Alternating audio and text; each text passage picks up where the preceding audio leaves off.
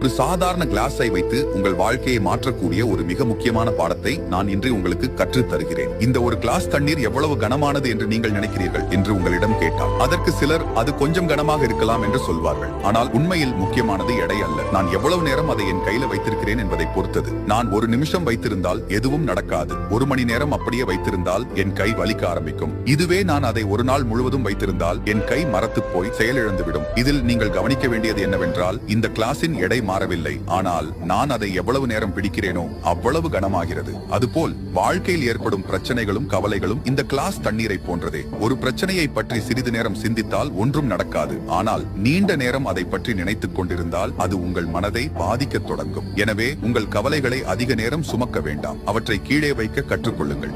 நீங்கள் வளர்ச்சியை ஃபாலோ பண்ணாம இருந்தால் மீண்டும் எங்களை பார்ப்பது அரிது. ஏற்கனவே ஃபாலோ பண்ணிருப்பீர்கள் என்றால் கங்க்ராச்சுலேஷன்ஸ், நீங்கள் வளர்ச்சியின் பாதையில் இருக்கீர்கள்.